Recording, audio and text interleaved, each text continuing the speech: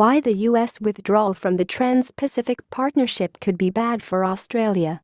The withdrawal of the U.S. from the Trans-Pacific Partnership will be a huge blow to some Australian producers, but its biggest impact could be to relations in the Asia-Pacific.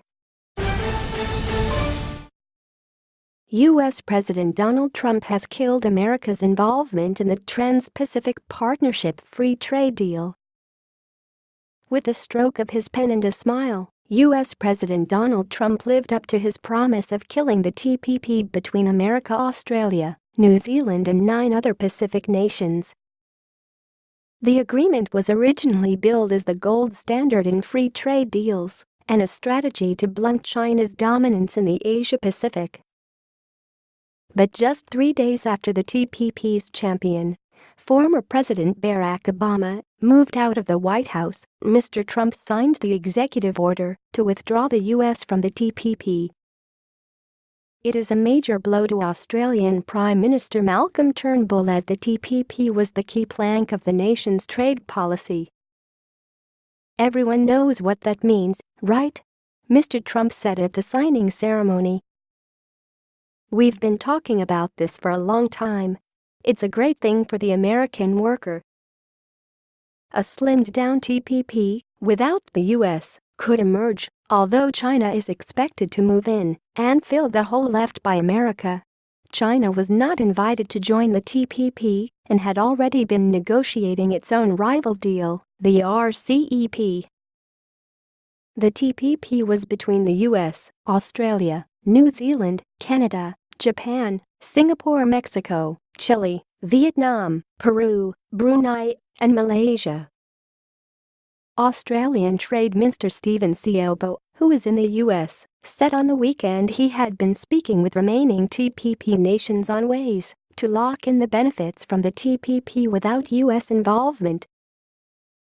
Negotiations began more than 8 years ago, and Australia's prime ministers during the period, Julia Gillard, Kevin Rudd, Tony Abbott and Mr. Turnbull, all threw their support behind it.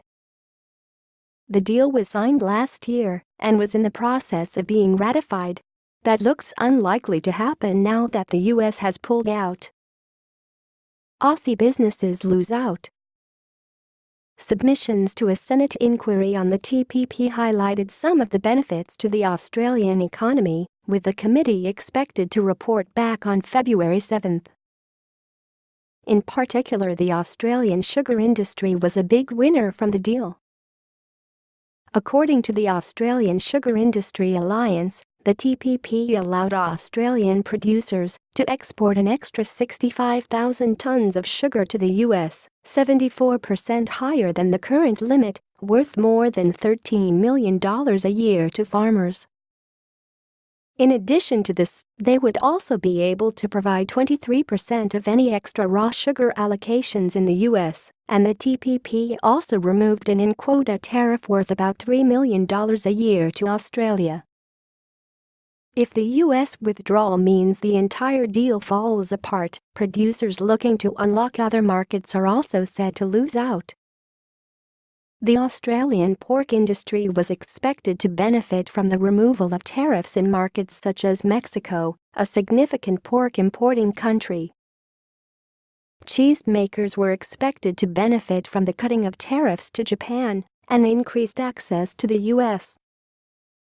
The Business Council of Australia said reducing barriers and costs to doing business internationally would help generate new jobs and opportunities. 70% of our exports currently flow to TPP countries, it said. It quoted World Bank modeling that suggested Australia's GDP would increase by 0.7% by 2030 and exports would increase by 5%. The Peterson Institute's modeling has estimated that the TPP would lead to a US $15 billion permanent increase in Australia's real GDP. Not everyone's unhappy, but others have raised concerns with the TPP, in particular the Investor-State Dispute Settlement (ISDS) clause that gives foreign companies the right to sue governments. Consumer organization Choice has questioned whether it could limit future reforms to require food labeling, the display of health stars on packaged foods, ban certain imports or improve consumer law.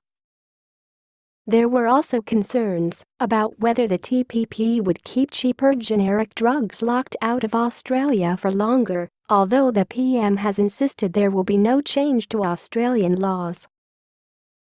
Mr. Trump said on Monday he was pursuing what he calls fair trade, not free trade, and he has China and Japan in his sights. He called out Japan, a TPP member, for making it impossible to sell U.S. cars in Japan. If you want to sell something into China and other countries, it's very, very hard, Mr. Trump told a meeting of chief executives of some of America's biggest companies earlier on Monday. In some cases it's impossible. They won't even take your product. But when they do take your product, they charge you a lot of tax. I don't call that free trade. What we want is fair trade. The president plans to cut regulations for businesses in the U.S. and slash the company tax rate from 35% down to anywhere from 15 to 20% to bring manufacturing back to the country. He said companies that moved factories out of the U.S. and then tried to sell its products back to America would be punished with a very major border tax. Withdrawal clears the way for China. But one expert says Mr. Trump's decision to pull out of the TPP is giving China a free hand to dictate trade in Asia. China was not invited to join the TPP, but Mr. Trump could have opened the way for the Asian power by walking the U.S. away from the massive free trade pact. Mr. Trump's media spokesman Sean Spicer said on Monday the U.S. would pursue one-on-one trade deals with countries rather than complicated multi-nation pacts like the TPP. For someone who is so outwardly anti-China, many of Trump's major policies, philosophies, and plans benefit China, Asia Society's Center for U.S.-China Relations senior fellow Isaac Stonefish said. TPP is just one of many examples.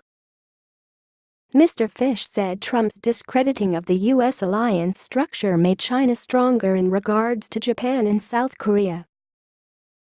His isolationism and his dislike of pushing China on human rights improves the country's image both domestically and internationally, he said. His trade policies, and even a trade war, could push China towards an economy more reliant on domestic consumption instead of exports. And that is what many foreign experts and Chinese liberals believe is the way for the country to build a sustainable economy. Cheris.chang@news.com.au